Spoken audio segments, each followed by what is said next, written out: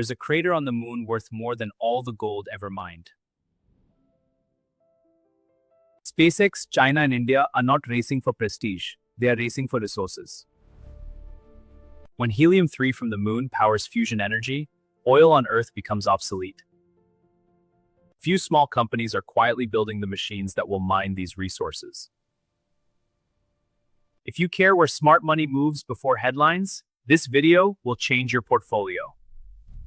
These 7 stocks are positioned before NASA, SpaceX, and China make their move.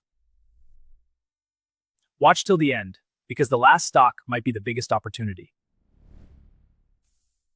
There is a crater on the moon that could power Earth for 10,000 years. China wants it. America is landing near it. India just mapped it, and a treaty written in 1967 says no one is allowed to own it. Welcome to the trillion-dollar space gold rush that has already begun. What are they all after? The prize nobody talks about, helium-3, water ice, platinum asteroids. This isn't science fiction anymore. NASA, China's space agency, and India's ISRO have already mapped these incredible deposits across the solar system.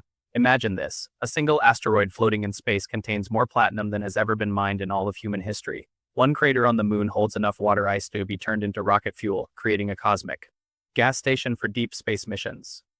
And helium-3, a rare isotope found in the lunar soil, could power future fusion reactors for centuries, solving our energy problems forever. This is no longer just about exploration and planting flags. This is about resource accumulation on a scale we've never seen before. So what's America's play in this new game? It's a powerful combination, SpaceX and the Artemis program. NASA's Artemis missions aren't just about putting boots on the moon again. It's about where they're landing, the lunar South Pole. Why there? Because that's where the water ice is, hidden away in craters that are permanently in shadow. This is prime real estate. And then you have SpaceX's Starship, a vehicle designed from the ground up to carry massive amounts of cargo to the moon over and over again. You don't build a fleet of heavy-duty space trucks for tourism. You build them to construct a base where the resources are. To manage this new frontier, America created the Artemis Accords, a set of principles for lunar exploration. Tucked inside is a very interesting new idea, safety zones. It's a polite way of saying, stay away, we are operating here. Now that sounds an awful lot like a claim to territory without actually claiming it. It's a clever move in a high-stakes game. Meanwhile, China is pursuing its own silent but incredibly effective strategy. They're partnering with Russia to build the International Lunar Research Station, or ILRS. It has a different name, but the plan is strikingly similar. The location. The exact same lunar South Pole. China has already proven its capabilities with robotic missions that return samples from the moon. They've tested technology for autonomous construction in space and have mastered long-duration lunar operations. They aren't making grand announcements every week. They are methodical, patient, and incredibly focused. And here's the critical part. They do not recognize the Artemis Accords. So now you have 2 global superpowers, both heading for the same destination on the moon, but playing by completely different sets of rules. This is setting the stage for a major geopolitical showdown far from Earth. But there's a dark horse in this race, India. With its Chandrayaan-3 mission, India didn't just successfully land on the moon. It created one of the most detailed and precise maps of the lunar South Pole ever made. The Indian Space Research Organization, or ISRO, now possesses some of the best data on exactly where the water ice is located and in what quantities. In any resource race, information is power, and right now India holds some of the most valuable cards. While India has signed the Artemis Accords, aligning with the US, it has a long history of strategic autonomy. This means India can partner with America when it's beneficial, but it also reserves the right to act independently and negotiate its own deals. With its landing success and crucial data, India has gone from being a participant to a major power broker in this lunar competition. All of this brings us to the 1967 problem, the Outer Space Treaty. This foundational document of space law, written during the Cold War, is clear on one thing: no nation can claim ownership of the moon or any other celestial body. It belongs to all of humankind.